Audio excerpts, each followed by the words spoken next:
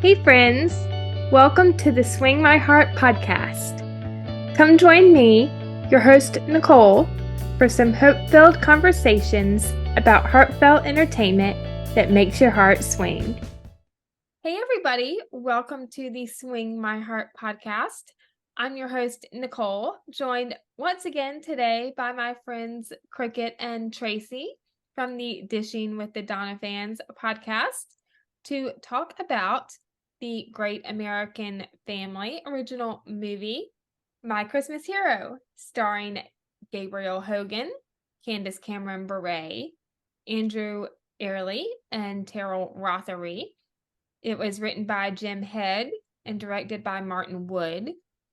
An Army Reserve doctor tracks down her family's military history with the help of a new romance. Welcome back to the podcast, Cricket and Tracie. I'm excited to chat with you today. Absolutely. Thank you. Of course. And I have to shout out the Hardys here for a second because Terrell played Lucas's mom on season 8 of Wayne Calls the Heart. And Martin Wood has directed a couple of episodes of the show in the past, which I thought was cool. Yeah. Yeah. That is cool. I didn't realize that. Now that you say that, yeah, I do. I remember that now. Yes. The mom. Yes. Yeah, Terrell's great. And I know her as well from Virgin River. Mm-hmm. Yes, I've seen her in that too. Yes. She's in Virgin River? Yes. Yep. From the beginning? I No, I think don't think so. Was it from the beginning? I think so. I would have to go back and watch season 1, but I'm pretty sure. If not the very beginning, close to it. Close to it, yeah. Oh gosh, I've seen like season 1 and season 2, not to digress. Yeah. But I have like some stuff to catch up on. But it's been a while since I watched those earlier seasons. So Yes. it's one of those. Yeah. Okay.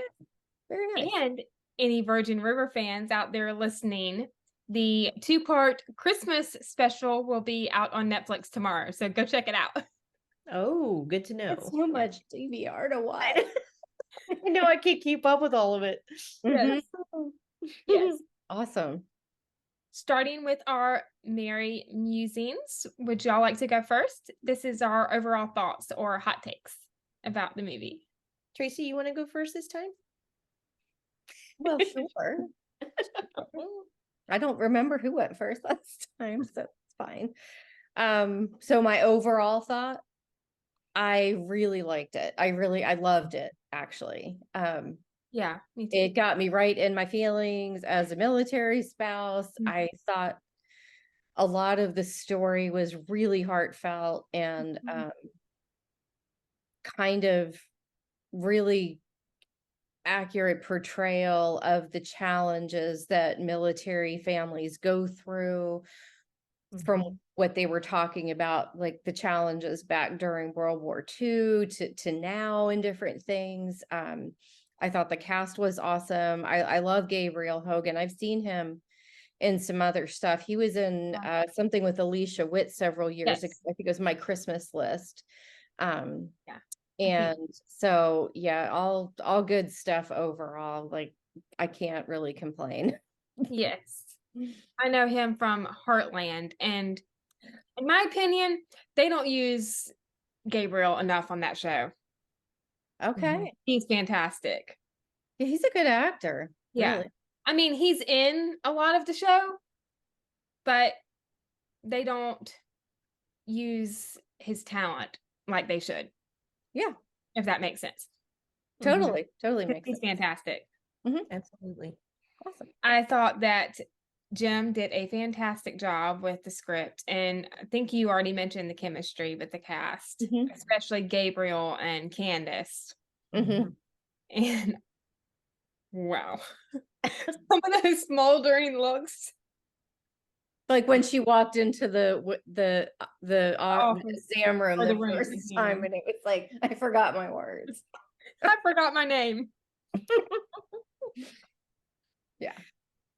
I loved the military storyline, and I thought that was done very well. And the relationship with Nicole and her parents I thought were nice, and the friendship between Daniel and Mark and Nicole and Marilyn I loved as well. Yeah, absolutely. I actually wouldn't mind another movie with these characters. I think it was great. Yeah, I think they did it really well. I think another movie with them would be really nice. Their Yes. chemistry. Honestly, they could make it a series and spin it off into this whole like, let's track down military history for families who don't know what happened to loved ones. So if you're listening, right? Family. Absolutely. Absolutely. I literally actually could see something like that to build off of. Yes. I love that. It could be a series just like Signed, Sealed, Delivered. Right? Where they track down military families. Yeah. See, we got all the ideas. So I really, really enjoyed this movie. For me, it did touch my heart because I work with veterans every day. And so the storyline kind of fit right into the veterans that I kind of see every day. So it really hit me hard because I cry at least once or twice a day at work when I meet these veterans and meet their families, and you hear their stories and you can't help but just be overwhelmed with emotion. So for me, when I started watching this, I knew that eventually that would come to that, somebody would come in and they would have to talk with them or whatever. But like Tracie said, I think they did a very good job at showcasing how PTSD can affect these soldiers when they come back from war. People think, oh, it's just the military. They go fight. They love doing it. There's nothing wrong with them when they come back. And that is so not true. Some of these, families are so traumatized. The soldiers themselves, they unfortunately they have, it comes out of them into their families, and so it is a very difficult time. And being active duty myself and being a dependent wife like Tracie, you really got to see the programs that the military has to help these veterans and their families. And I really, really like that portrayal that they did. And I thought they did a really good job with that. They have a program called the Ombudsman Program. I'm sure you probably heard that, Tracie. That kind of takes in new soldiers that get to bases and kind of takes them under their wing and kind of helps them transition into that base. So I really could relate to that. And I thought they did a really good job on that. So, but yeah. I do think too, just building off of what you said real quick, in terms of the portrayal, talking about the uncertainty that you have to either accept or not accept if you're involved with someone that's in the military, because I kept hearing the phrase like, oh, that's military life. And I'm like, that is spot on, because you don't know a lot. You can't make a lot of plans. If you do, they're probably going to be set on fire. Like, it is very different. It's very unpredictable, and you just have to get used to being flexible as a spouse with any of that. But they definitely nailed that aspect of the relationships as well. Yeah. Yes. I have to say, and maybe you picked up on it too, Cricket, because I know you watched earlier seasons of this show and you might know what I'm about to say. But there were scenes in this movie, and I'll mention them when we get to it, but there were scenes in this movie that reminded me a lot of season 4 and 5, Jack and Elizabeth from When Calls the Heart. I did get some reminiscing of that a little bit. Yes. And I'll mention them when we get to it, the particular scenes, but it reminded me just a little bit of their what the scenes did, the way they interacted with each other. And yes. Moving into our holiday highlights, which are the best or key moments. Would y'all like to go first? I can go. Yeah, go ahead. I'm trying to see what I wrote down. There were so many moments in this film that really, got me in a sense of this could be the highlight of the movie. But then another scene would happen and then something else would change my mind on that. The key moment for me, as far as what this movie was about, was when the Chris, the World War II soldier, when he looked at the picture of her grandfather Oh, and he just lost it. I was like, oh my God, I was like crying, like literally just tears running down my face. Like I can cry yes. now just thinking about it. And goosebumps. That moment Oh, was just so powerful and profound. And, you know, like I said, every day, it's hard. Every day yeah. I deal with veterans and those moments come across so much. Sorry. No, don't be sorry. I mean, Just, it's it affects you so much because they, back then, especially too, I mean, I know everybody sacrifices, but as the years have progressed, we got better with our equipment, our, you know, everything. Back then, they didn't have all the stuff that we have now. And for them to be alive is a miracle in itself. Yeah. So when he looked at that picture and he just did what he did, I lost it. And so that was the moment when I was like, wow, that's the moment right there. So sorry. Yeah. I'm so sorry. No, don't apologize. No. It's very emotional because I deal with it on a daily basis. Yeah. So I wasn't ready for that when I was watching the movie. And I just felt like that was so touching. And then to see Candace, you know, she was crying, you know, she had tears in her eyes. And that was the moment for me. Yeah. Well, you think about too, you know, when those guys came back from war, World Yes. War II, World War I, Vietnam, nobody talked about PTSD. And especially like you could see with his face, like that generation, like you just came back and tried to assimilate into your, you know, pre-war life and you didn't talk about stuff. And I know so many people whose like grandfathers, whatever served, and like they don't know a lot about their experience because they don't talk about it. Whereas now we encourage people to talk about it. And that, again, one of those like true to the time pieces. So yes. I know, just a little sidebar here. So I had an uncle that I just found out like maybe last year or the year before that he was a bombardier in World War II. Oh, and I did not know it until my aunt had passed and she had this vision board of all these pictures and my uncle was in his uniform and I'm like, he served? And they're like, oh yeah, he was. I'm like, what? I didn't even know. So when you talk about it, they really didn't talk about it back then. No. I mean, there's so much in the military that we don't know about. Like I had just another sidebar here. I had a veteran come in one time who said he was just now allowed to tell about what he had did as an experiment in the military like 60 years ago. He had signed a paper saying they're not allowed to discuss it until it has declassified or whatever. And this happened maybe 4 years ago. This guy had come in. So it's just, the stories and everything I hear. And then, like I said, to see that man, whoever played Chris in that movie, he did a phenomenal job. He really did. Yeah, I don't remember his name, but he, I think, was actually on an episode of When Calls the Heart. Really? I think he was in one of the Christmas movies. Wow. Looks familiar, but I couldn't say which one, but he does look familiar. Yes.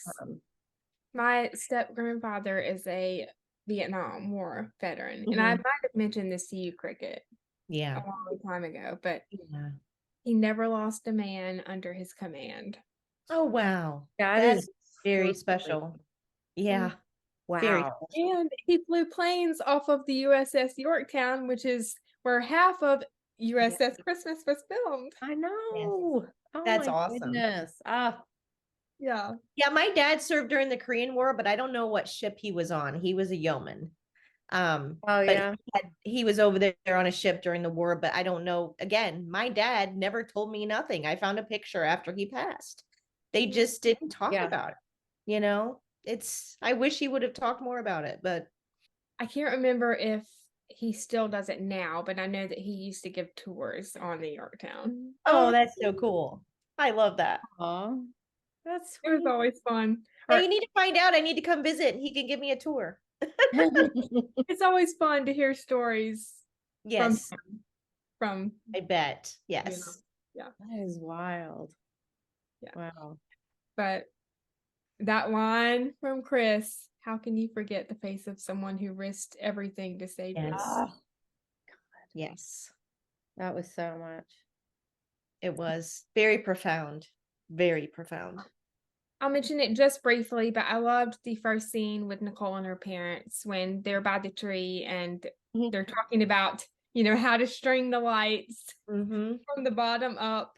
And then they hang the picture of her grandparents. Mm-hmm. on the tree. Yes, That was very sweet. very sweet. That was sweet. And then we get the meet cute with Nicole and Daniel.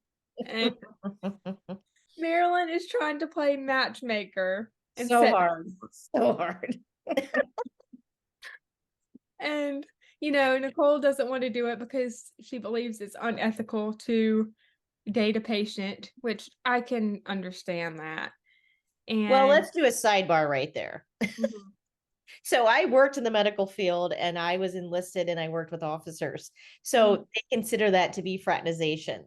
So that was one of the things that I was going to mention today is they really wouldn't have acted like that in real military. They may have done it if they were off base and met each other somewhere, and behind closed door, they may have done a little bit.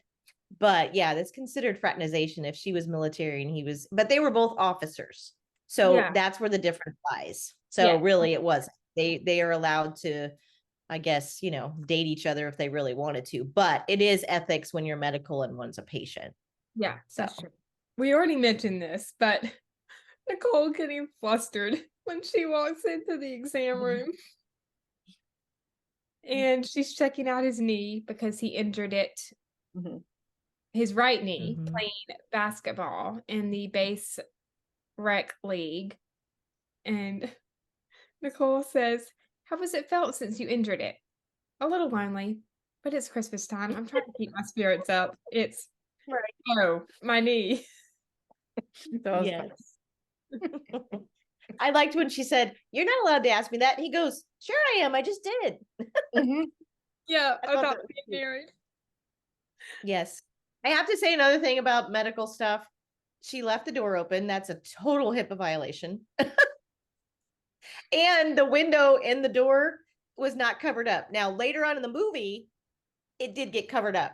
But you know me, I'm a detail person. So I that was would wondering never the same happen. thing because she's like Yes. telling him to go get dressed, and there's like a window. Yes. Like, Yes. or like, no. Right. Yeah. No. So yeah. So, next time they do a video or a movie, if it's got medical and it's in an exam room, make sure the door is completely blocked. Yeah. And the agreed. windows, the blinds. Yeah. My other thought about the whole HIPAA violation too is when she was walking down the corridor with him and that guy Mark was there, and Yes. she's talking about his like health Yes. right in front of him. Like, I'm like, violation, Right? I mean, I'm not an expert, but like, Yes. No, there was like they did better towards the middle of the movie on some of it, but yeah, there was total HIPAA violations going on. he talking about his knee with this guy, like, Right. Yeah. Sorry. Just had to shout that out there. It's okay. I also thought it was funny when she said, but only as your doctor and potential friend, because anything else would be unethical. Yes. And he says, yeah, of course. I mean, I wouldn't want you brought up on charges for having coffee.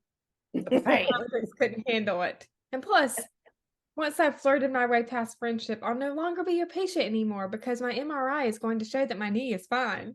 Yes. He was And very that happens aggressive. all the time. It does. It happens all the time. Yeah. Or it did. I don't know anymore. I'm not in it. So The scene with Nicole and Fran when they're at the diner, I believe. oh Talking yes, her mom. Yes. Mhm. Daniel. And she's like, that's not a Christmas smile. That's a I'm gonna meddle in Nicole's life kind of smile. Yes. She knows. You could tell she had been around her a while and that she knew her mom very well. Yep. This is what she's about. Yep. And they comment on Daniel's blue eyes. And I got to admit,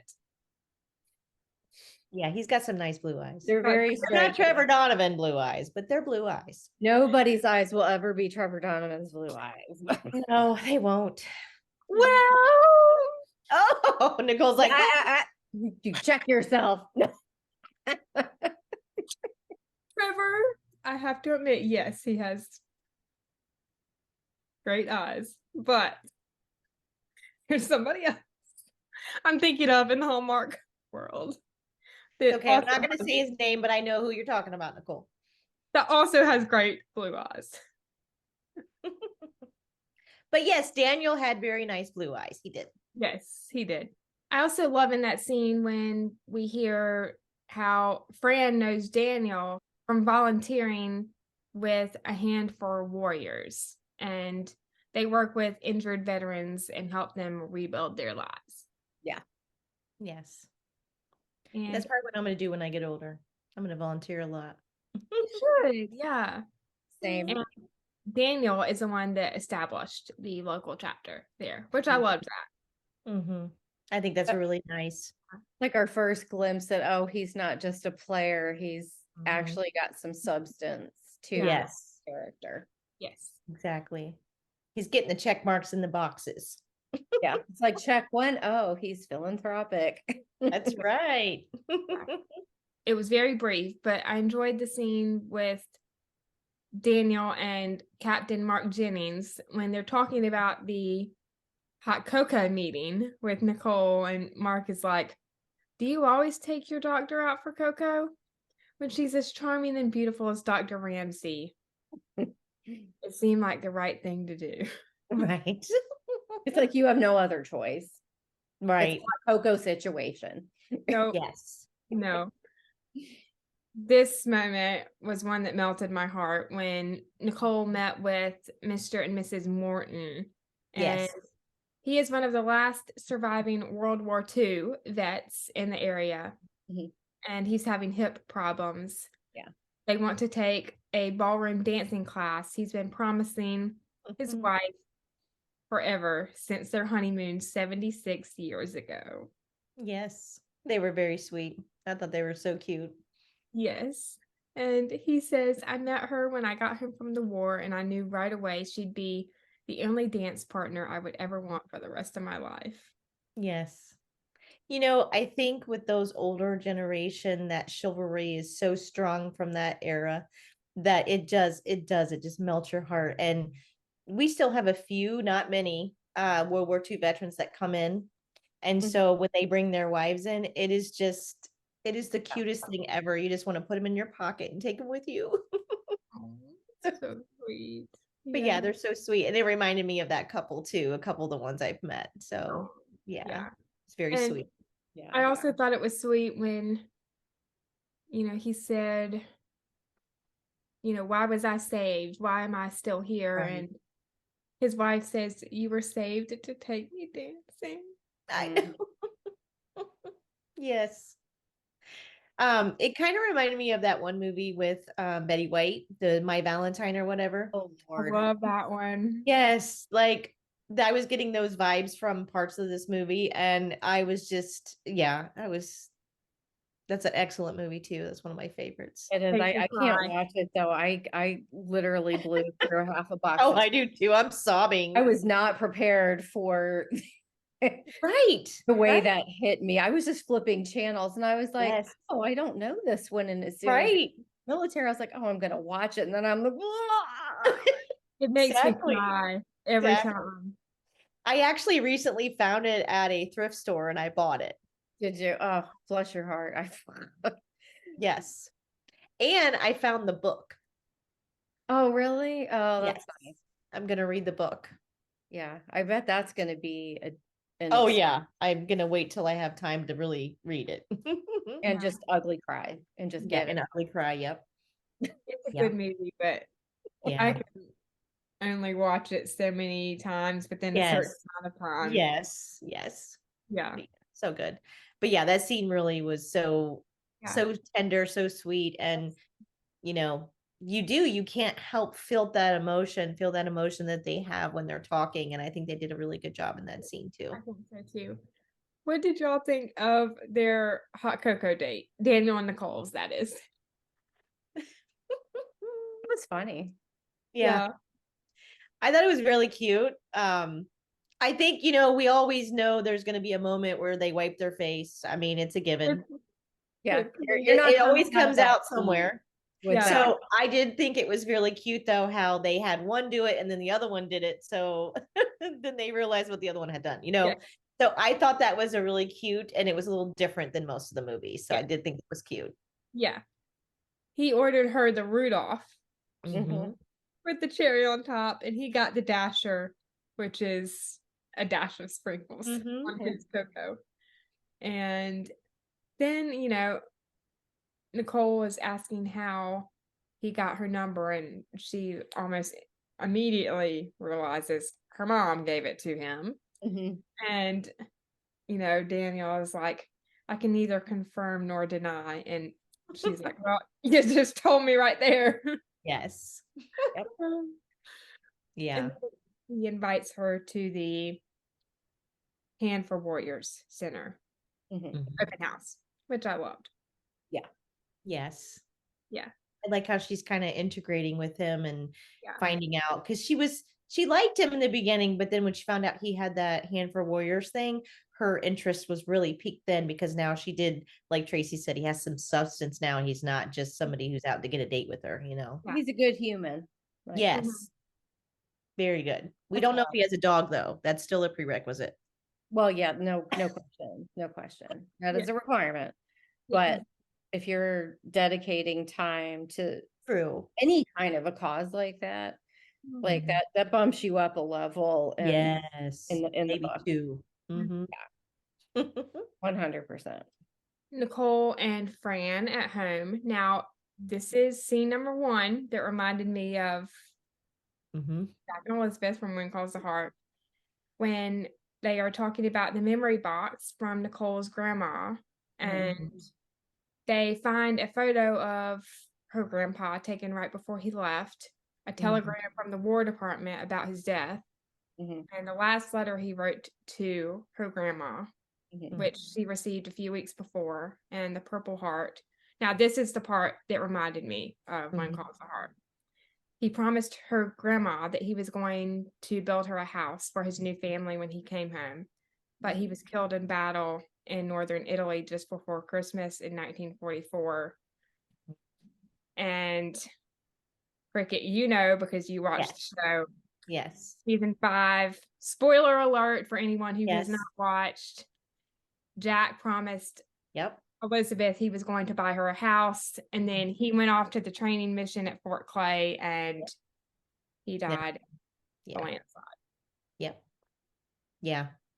It did remind me a little bit of that. And I think too, doesn't she have a box with his stuff in it too, Elizabeth? Didn't she at one point, or no? I would have to go back and watch, but I know that she did get one last letter from. Okay, maybe that's what I'm thinking then. I knew that she had received something. I couldn't remember if she had a Yes. picture of him somewhere kept away, or if it was a letter. Yeah, it was a letter that he wrote That's right. A couple off weeks. screen in season 4. Okay. Or he went off to the Northern Territories in case he got killed. Right. And in, I think, the last episode in season 5, so the season 5 finale, there's a scene where Abigail gives Elizabeth the last letter from Jack, and she goes to their log and she reads the letter. Oh, yeah, very emotional. That scene, I'm not going to talk about it anymore, or I'm just going to start crying and Yes. bawling.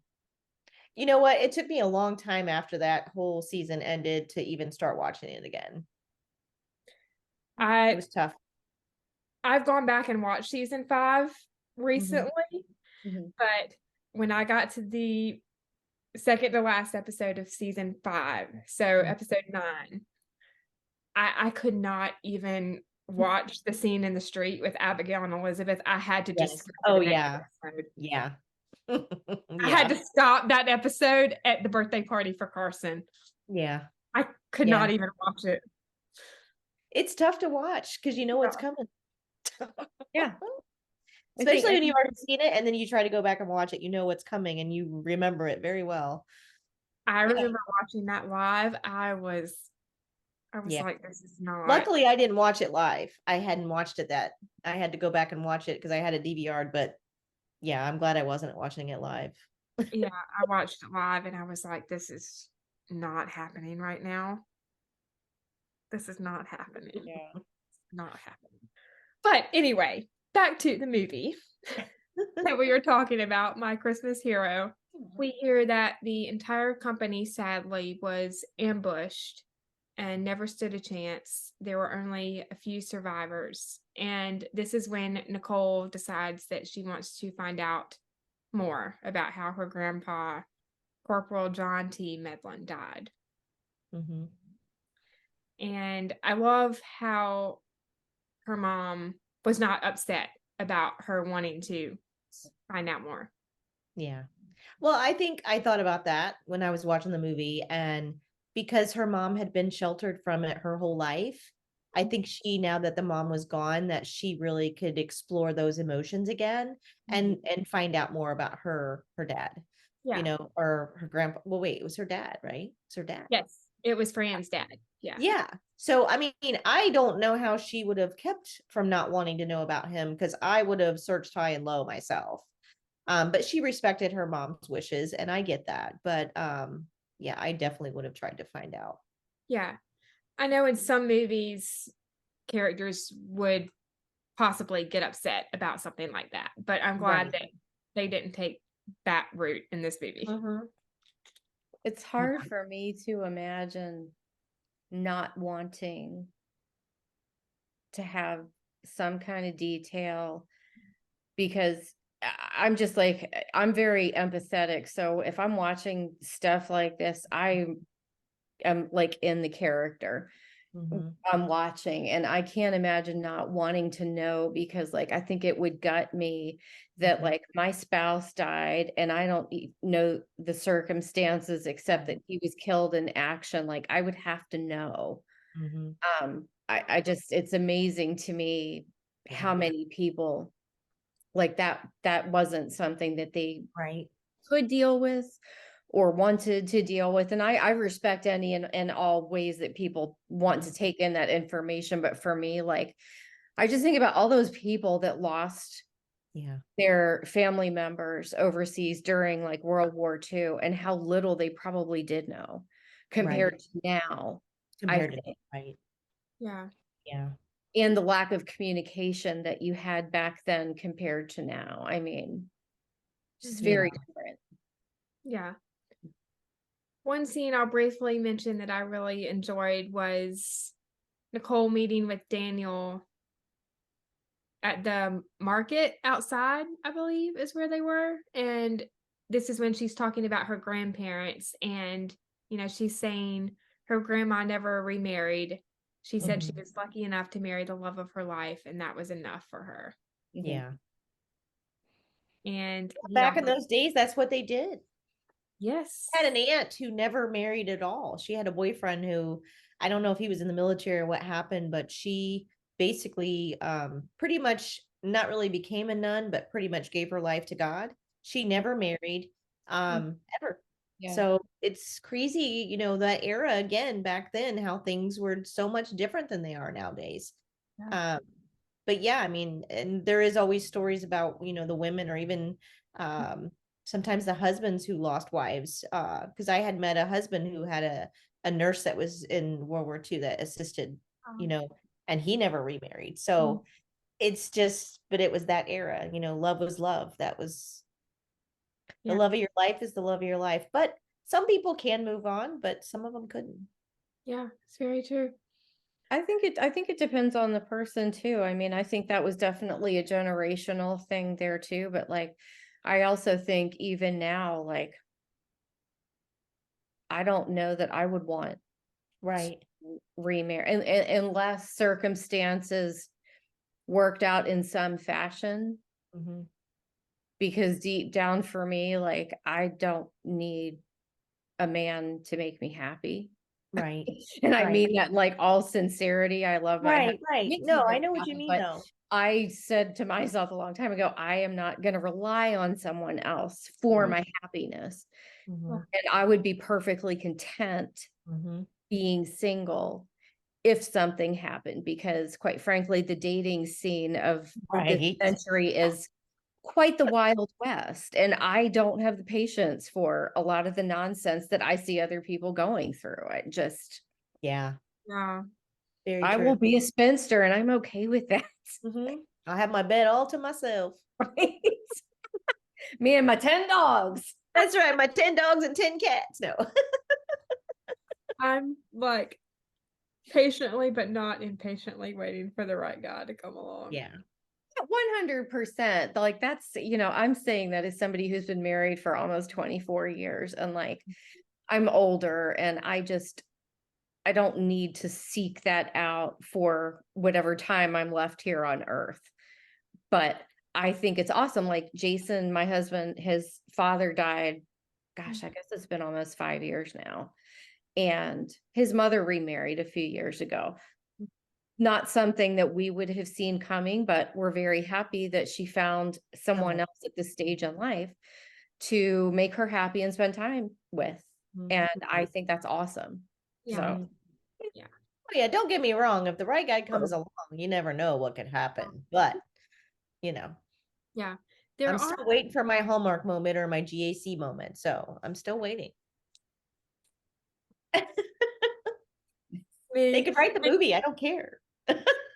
Just to get off track again for a second here, but I was reviewing Biltmore Christmas with my friend Alex. Shout out if you're listening to this review.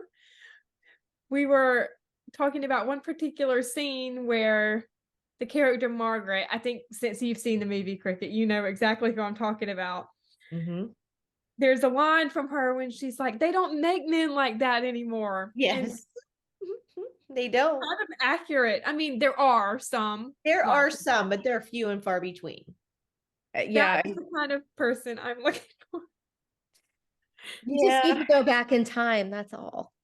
I know, exactly. When you find a time machine, Nicole, let me borrow it, okay?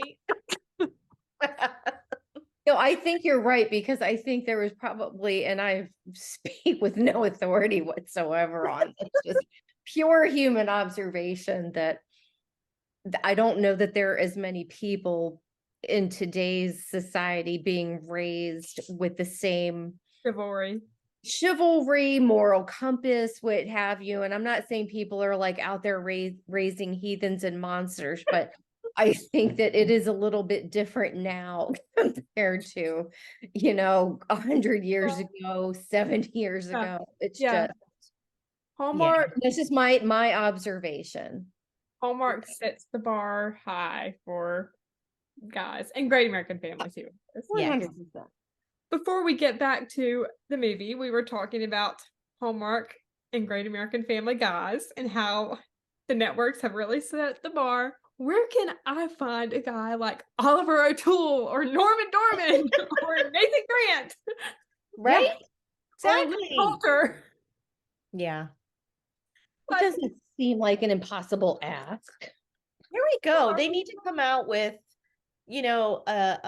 some sort of dating show, and they have to screen them, and they have to be Hallmark, worthy to be on the show, and they have to prove, that they are that way.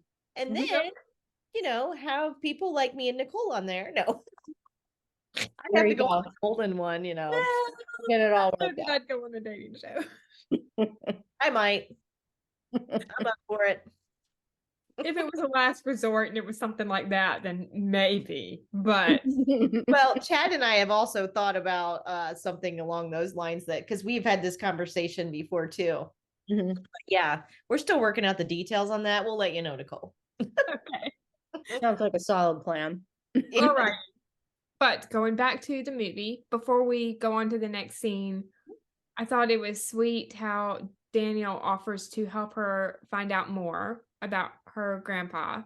And then she realizes at the party later that day that he is going to meet her dad. And I loved her reaction. She's like, "You're going to meet my dad." Oh. Yes. He goes, "I'm good with dads," remember? That was funny. That was good. Yeah, he's very exactly. Yeah. Very confident man. I like that. Yes. And then he meets her dad, and Oh yeah. Nicole is trying to like shoo her dad away. Cool. There's mom. Go meet her. Yes. Yes. I wanted to know what he was going to ask him. Like, I really do. I wanted to know what he was going to ask him because he never got the chance. Yes. And then Nicole meets Mark and he shares how the center came to be. And we find out he was badly injured from an IED overseas and almost died. And then Nicole invites Daniel and Mark to her family's Christmas gathering, which I loved. I love that too. With one condition. Yeah. I thought it was tough hearing about Mark's injury. That was Yeah, but that's a story a lot of the soldiers have, unfortunately. very realistic. Yeah. Yes. Very, very realistic. And why don't we just talk about the spirit sweater holiday party? Can't call it ugly Christmas sweater That's party. right. Don't say the U word. Yeah. I like that phrase, spirit sweater. That's Yes. I love how Fran shares how the tradition came about. And, she goes into the story about why her mom started it.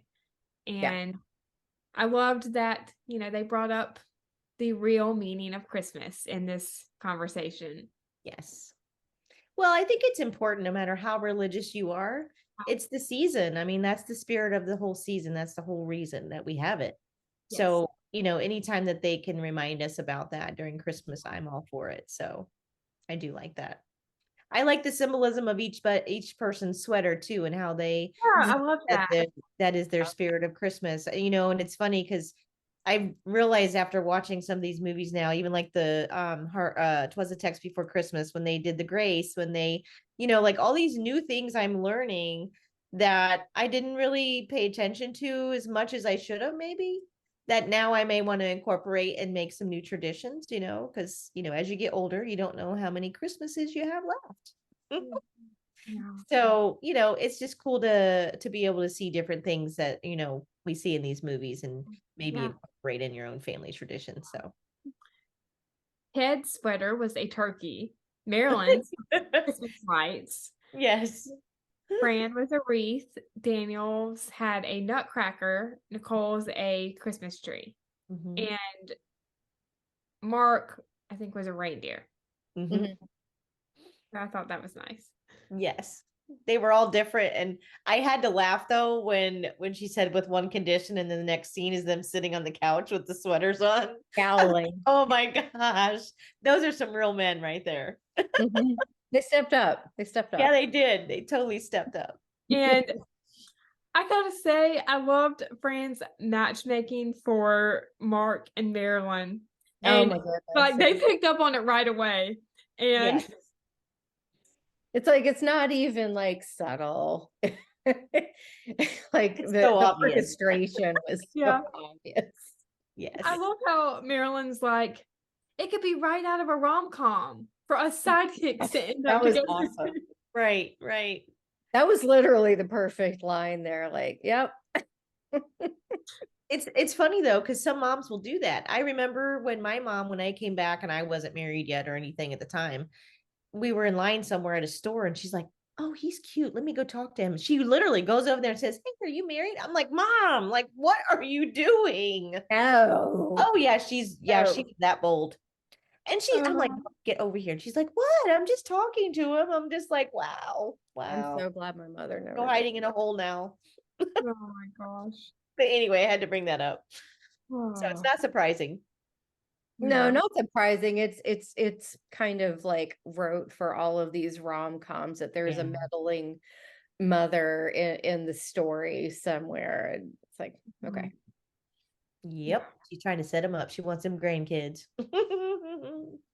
She's pushing hard. One scene that really got me, besides the one that we mentioned earlier on with Chris. Yeah. Nicole and Marilyn meeting with Private Lantern South Perth. Yes. Oh, that's another scene I cried in big time. Yep. Like when she, and I have to say Candace did a really good job because she was, the way her facial expressions were, I was watching them very closely. Just, you know, because I do deal with veterans every day, and I was putting myself in her position to try to see how I would react. And she kept a straight face, very like controlled, and very like looking at him in his eyes and going, it's okay.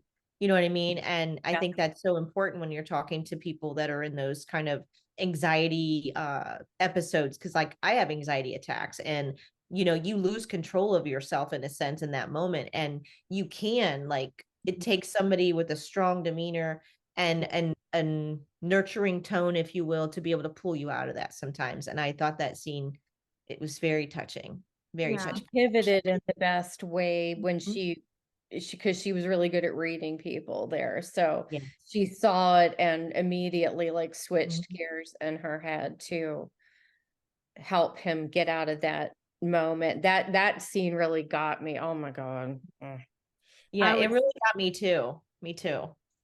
yeah. I think the character who played him, he Yeah. did an outstanding job of Oh, he did. portraying an anxiety episode from PTSD. I thought he did really well at that. And I mean, he had tears in his eyes, like, and he was a young guy, you know, and he was fighting it back. And I've seen that But that's before. all spot on.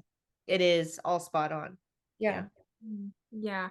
Oh, He sustained an injury on his left shoulder yeah. while deployed, of course, and he sustained that injury because he was thrown from a vehicle that was going very fast and landed on that shoulder. He Mhm. lost a close friend that day and has been dealing with a lot of PTSD and guilt. That, when Mhm. he said, you know, he Yep. didn't know why he was still there, I just bawled my Yes. eyes out. And you know, a lot of the, and you can probably contest this too from your husband, Tracie, that a lot of the higher ups who are in charge of a lot of these young people that are in the military and these types of things happen, they do feel guilty. They bring all the guilt and the weight from all of the episodes that happen. Oh, And yeah. some people can recover from it and other people can't. I mean, there's a lot of suicide from soldiers who cannot, you know, deal with things that have happened in war, or the things they've seen, or close people they've worked with that have been taken, their lives have been taken. And it's very tough, very tough. But he did a It's good job. It really just hit me when you said that too. I mean, I've been very cognizant of this since the Iraq War started back in 2003, and we started seeing more people coming back. Like nobody can articulate Mhm. what those folks in an active war zone Right. experience and see and deal with, and to come back in and try to pretend to be normal again, and I put that in quotes, is not something that you just change your head into like that easily. And like most of society will never go through that kind of trauma. Not to say that other people in Right. society don't go through their own other kinds of very severe trauma in different ways, but that is its own animal that no one will ever understand. And they really do need the mental health support to set them up for better success, I should say, and better assimilation back into, whatever this is. Yeah. Mhm. And this was another scene Mhm. that reminded me of Winkles the Heart just a little bit with Mhm. season 5, Jack and Elizabeth, because there was one particular scene when he gets back from the Northern Territories, and it is one of the best scenes in the series. I'm not Mhm. kidding. The one when Jack goes to Elizabeth's house Mhm. and he finally shares with Mhm. her, you know, how he's feeling after coming back. And Yes. he is dealing with survivor's guilt because Because of his friend, that right? That scene here, for anyone that has not watched the show. In this scene, he is talking about one particular day when they were, on the battlefield, so to speak. And there was one guy that Jack was not able to save, and he died. And, Mhm. he felt guilty for that because the night before that battle, he promised that he would protect him. Mm-hmm. Now, wasn't that his close friend that Elizabeth had met? No, and he was also dealing with survivor's guilt from that. Oh, okay. That's the one I thought you were talking about. Okay. No. Yeah. Different one. Yes, a different one from when he actually went to the Northern Territories. But he did deal with survivor's guilt with his friend Doug too, because Doug is the one that took the initial posting in the Northern Territories that was offered to Jack by Superintendent Collins. And he felt guilty because he passed it up. That he should have been the one, not Doug. Right. Heart-wrenching. Oh, yeah. But very well done, both in this movie and on the show. Yeah, that scene got me. Yeah. Just one little thing from this scene I have to mention. The banter between Daniel and Nicole when Daniel is talking to Ray about how he'll make it up in a basketball game, I believe. And Nicole is like, he's not going to do that until he's fully healed. And he's like, yes, ma'am, you know best. Yes, I do. Don't you forget it. I couldn't forget anything about you ever. Right. You're so smooth, Major. Yes. Yes, he is very smooth. And his character, and I think he did a great job playing that character because he was very smooth. Like his essence of charming and handsome just flowed out of him. Yep. And he continues to be smooth in the next scene when they're at the Hand for Warriors Center and Nicole is saying, you are something. And Daniel says, what? Do you mean like something good or? Yep. Well, that's still under consideration, but it's looking promising. Yeah. That's awesome. Another check mark in the box. Keep check marking. Yes. I loved the road trip scene when they're in the car and they're getting to know each other a little bit. But before that, Nicole says a road trip isn't a road trip without car snacks. I have to agree with that. Yes. Oh, definitely. That's a prerequisite before you even hit the road. Yes. Or you have to stop to get the gas first, and then you go in and get all the junk food that you're going to eat along the way. Yes. I love that they had Twizzlers because that's one of my go-to road snacks. Really? See, I don't like Twizzlers. Oh, we can't be friends. I know, right? Well, go back to the movie again. Yeah. I also loved when they're bantering back and forth and Daniel says, I guess I just haven't met the right person before now. And then he's like, before now. Or before. Yeah, I wrote that down too, because that was a funny way that they referred to things subliminally. It was like, oh, it's what's before. Before. That was cute. Yes. Very cute. Very cute. I think some of the best conversations with a guy have been in a car on a road trip. I really believe that. Just had to throw that out there. I believe it. Well, that's how Jason and I got to know each other before we started dating. We carpooled together and we had like some really cool and funny conversations, like going back and forth between our classes. And then it went from there, but we got to know each other like really well that way. Yeah. Oh, there we go. Dating by drive-by. Serious. I know. Oh my God. Carpool dating. That's what we're going to call it, Tracie. Carpool dating. I'm telling you, everybody there you go, Nicole. That's our ticket to a date. You just have to have like a regular place to go that you need to carpool with somebody with, and then you're set. Magic. Go. Easy as pie. Yeah. And for more dating tips.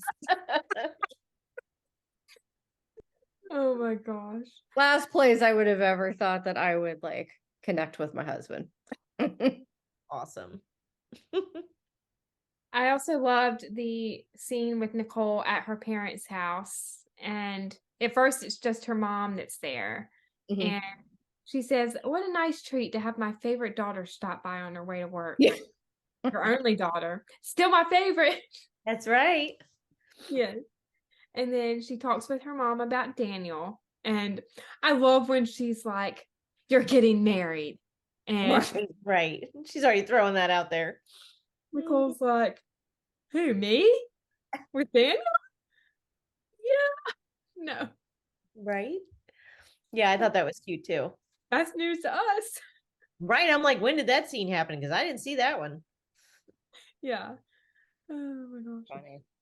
And then her dad gets home and she shares the info with them about Chris. Yes. And they agree to go meet him and his son, Joseph. Yeah. Which I loved. I thought that was a good scene. Pub. Yes. One of my favorite scenes in the movie was the Christmas light display event that they had when Joe Morton dedicated it to Corporal John T. Medlin. Mm-hmm. That was amazing. Yeah. Yeah. That was super But feel. I have to say, they did not represent the Space Force. Oh. That wasn't in there. I didn't see it. I don't even think of that as a real thing. I know, but it actually is, Tracie, because I know it is. I actually met a girl. She was prior Air Force, and she actually transferred from the Air Force to the Space Force. Oh, wow. So it is definitely a real thing. No, I know it's real, but like you say, it's just not something that we're accustomed to nowadays. No, it's not. When I first heard about it, I was like, oh my God, this sounds like all Looney Tunes, like some Star Wars movie, the next episode. And I'm not like trying to question the legitimacy of it. It just, that's what it sounds like. I just can't help it, like some Star Wars, Star Trek, hodgepodge. Troopers. Yeah. Yeah, exactly. No, because I thought the same thing too. I'm like, what? This is a thing? Like, I couldn't believe it either. But then it kind of became really real to me when I met this girl. And I was like, you're with the Space Force? And she said, yeah. And she showed me her in her uniform and everything. So it was really kind of hit me a little bit. But, in all fairness, if I was in, I would want to be represented. So, yeah, I noticed it wasn't there. I did have to ask you, Cricket, though, just with it. So, I mean, I have an understanding of how military orders work to some extent through the Navy.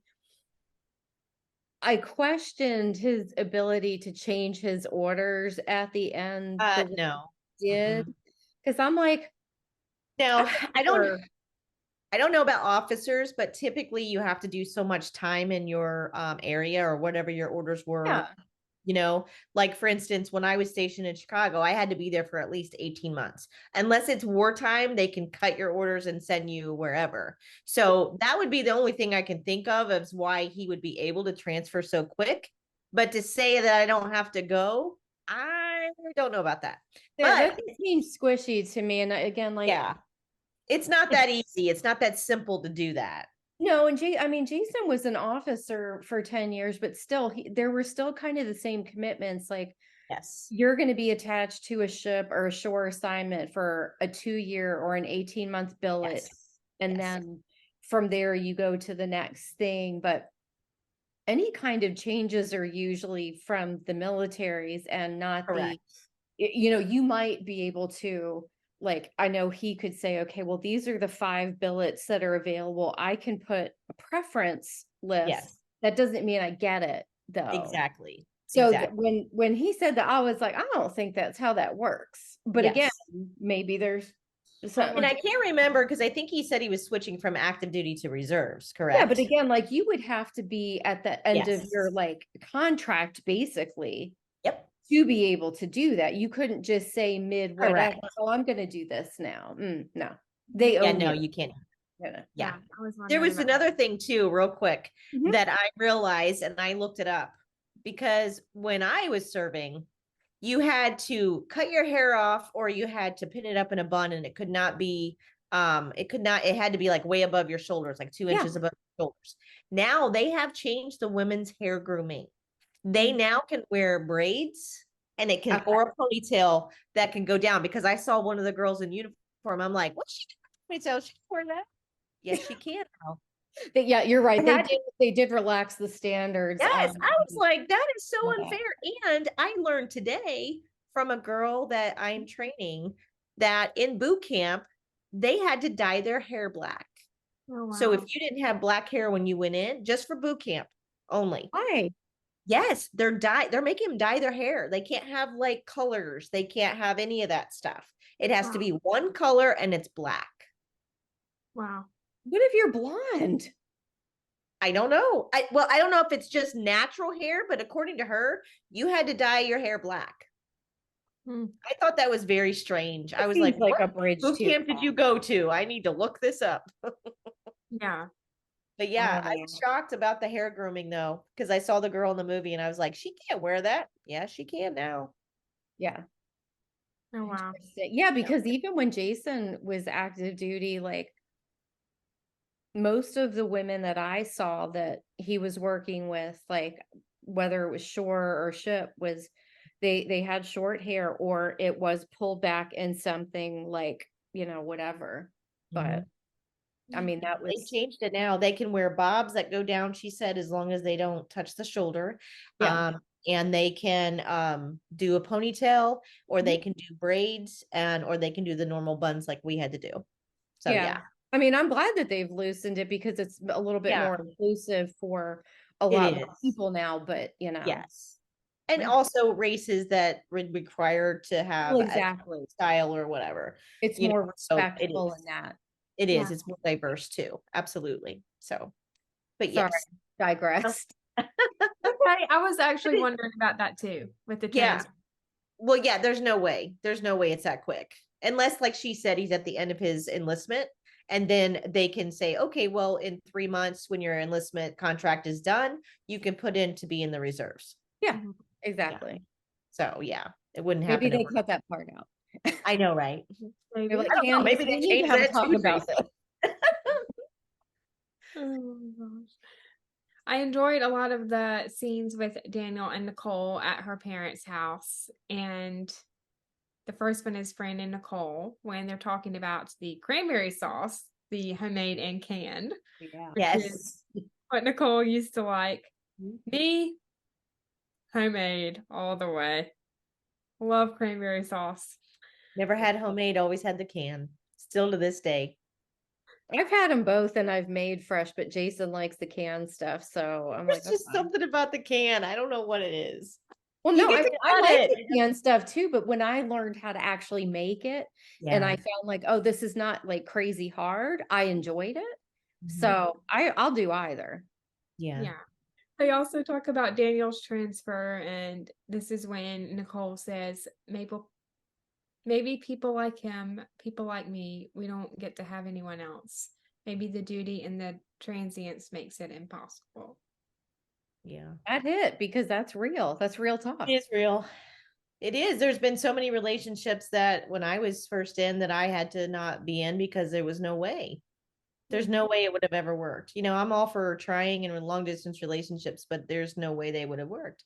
And Well, it and was, especially if you're both in. yes, Because exactly. Jason and I did know some couples that they were both in the Navy and they did get separate assignments. So somebody had like, okay, well, she's got to take the kids or he's got to take the kids now for this one. And like, I don't even, it's Yeah. hard enough when one person is in and trying to like do everything. But when you're both in and you could get deployed to like separate areas, like where's the support system? Is it like an aunt and uncle? Is it grandparents? Like if you have kids, I mean, Well, it's funny you say that. When I was stationed in South Carolina, I had my first husband and I were both stationed up in Chicago at the Naval Hospital. I got orders to go to field med, and then I got orders to be stationed in South Carolina at the Air Wing down there, the Marine Corps Air Wing. oh So my. he was still up there, and we didn't even have orders yet for him. I was there for almost a year by myself, pregnant with our twins. Um, Mm. and then he finally got orders because then they changed the rules when you're married because we got married. I got married right before I found out I was pregnant. Mhm. And so we had planned on getting married. We just hadn't got married yet. So we got married. And then I went down there for, like I was saying, almost a year. And then he got orders to come down, thankfully.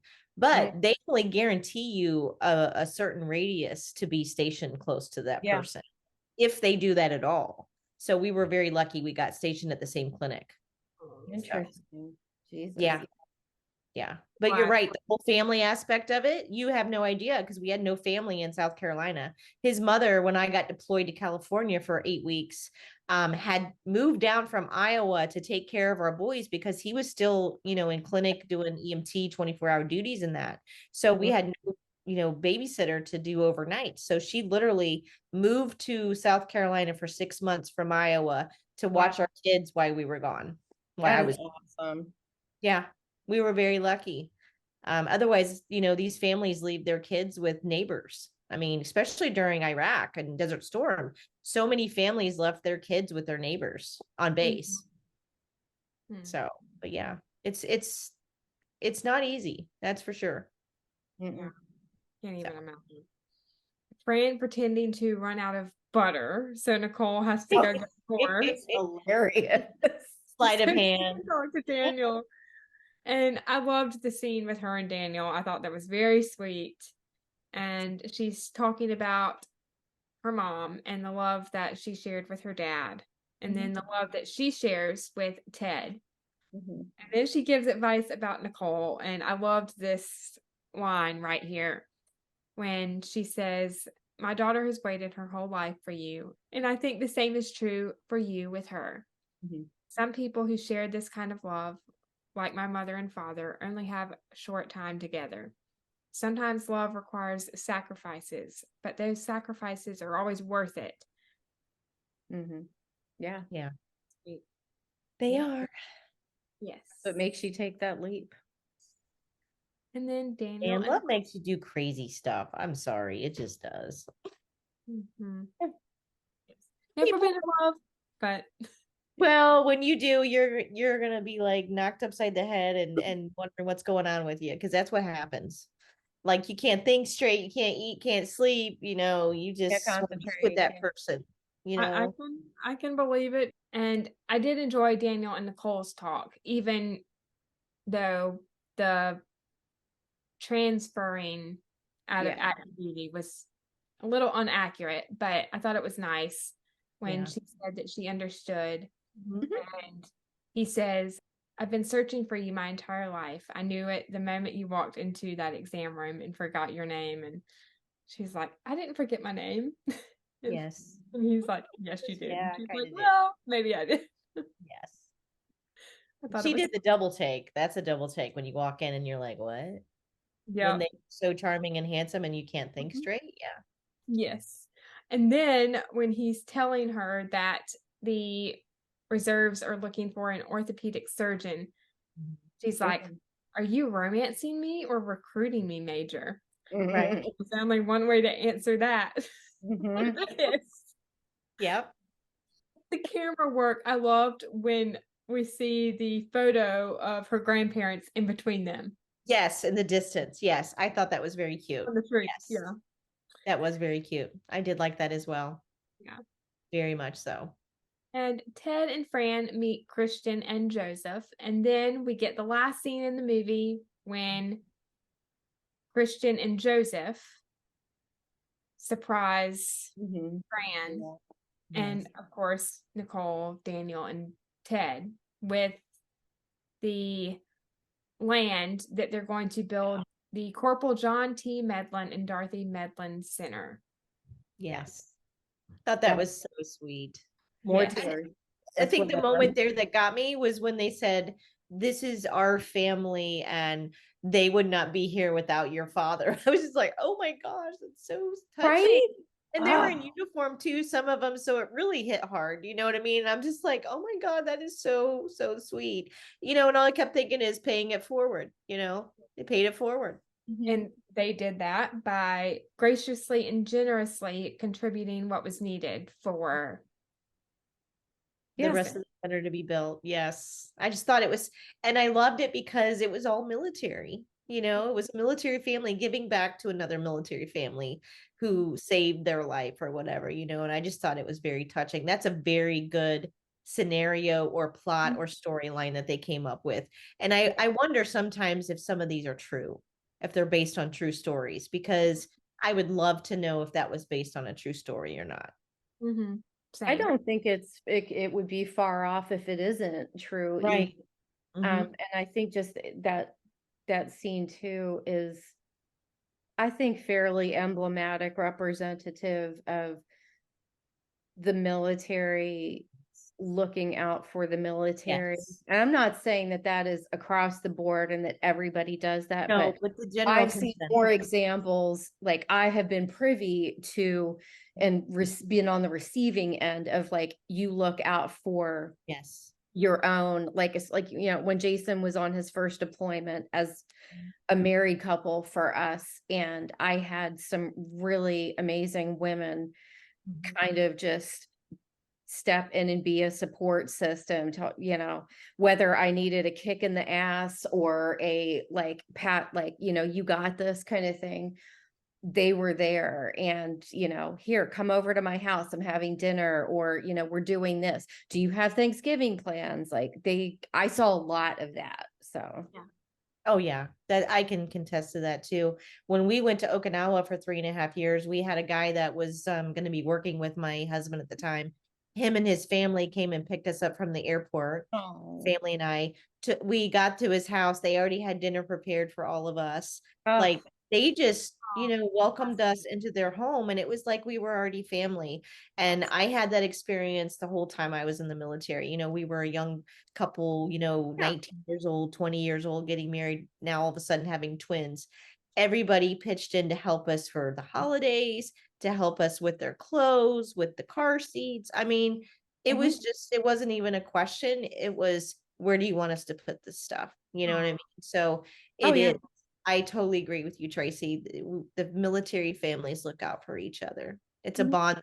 Is I can't even describe it. You have to be there to feel it and to know it. I can believe it. Yeah, Yeah. I believe it.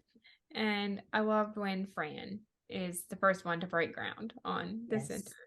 Yes. That was Yes. a nice That whole touch. scene was beautiful. Mhm. It was. I thought so too. And I thought it was so fitting because, she didn't get to know her father, but yet she is, breaking ground on this facility now in memory of her father. So it kind of came around full circle in a sense to me. Mhm. So I really love that scene too. Mm.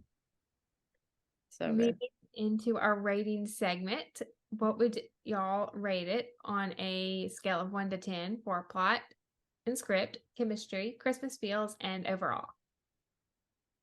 I'm gonna go 9.5.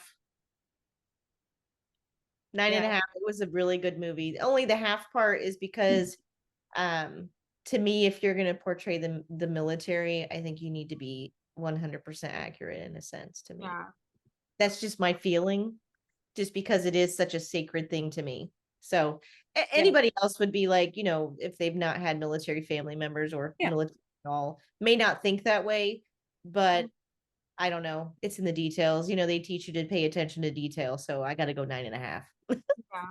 Yeah, I'm gonna say a 9, and it was kind of the same thing. Like, it's hard for me to, like, just point blank give anything a 10, because I think there's always, like, an opportunity for something to be, like, different that might be better. But yeah, definitely a 9. Like, it really hit a lot of different things for me. So yeah. Yeah. For plot and script, I said 9.5 out of 10. Chemistry, 10 Mhm. out of 10. Mm-hmm. Christmas feels 9 out of 10. And overall, 9.5. Cool. Well, that's too funny, Nicole. You did the same as me. Yes. The same reason. I love their chemistry. I think their lines flowed together very nice. And there were certain moments when I thought the chemistry was a little more heated than other moments. Mhm. There were some moments where I felt like they were more friends. You know what I Yeah. mean? Just friends instead of I a can romance. see what, yeah. But I did think that their lines and everything flowed very well. And I would like to see them in another movie, that's for sure. Yeah. I will say, like, I think she does a pretty consistent job of building chemistry with her leading men in most of the movies that I've seen her in. Um, whether that's a reflection on her as an actress or just, like, spot on casting. But I was watching one of her older ones that was on Hallmark earlier, where she's a doctor in Alaska, and Yes, I I've hadn't seen seen it that. in a while, but I had seen it, and I was like, oh yeah, like, I appreciate that ability. So the wraps. I love that movie. That's the one where there's Santa and the reindeer, right? Yeah, And yes. Right. And I hadn't seen it in a while. And I was like, oh, I forgot about this movie. Yes. It's a good movie. Yes. So Yeah. cute. Yeah, I loved her in that one. When she comes dressed all up in her New York or whatever, where she came from, and the lady's Yeah. like, I'm gonna get you some fleece line jeans or whatever. You know? I just thought that was really cute. Yeah. Oh, that's a good movie too. Yeah. Well, this was so much fun, Cricket and Tracie. Thank you for joining me for this episode. I had a great time, as always. Thank you for having us. Yes, Sure. thank you for having us. And it's always a good time talking with you, Nicole. And thank you Awesome. so much for having us. Of course. And I can't wait to have you all back on again in the future. Absolutely. And happy holidays. Thank you. Yes, absolutely. All right, everyone. I think that wraps up our review of My Christmas Hero. If you enjoyed this episode, you can like this video and share your thoughts on the movie in the comments. If you want to stay up to date on all of my Christmas movie reviews, you can subscribe to this channel and turn on the bell to make sure you are alerted when new episodes come. Thank you so much for listening. We hope you have a great day or night wherever you are in the world, and we will see you next time. We love y'all. Bye.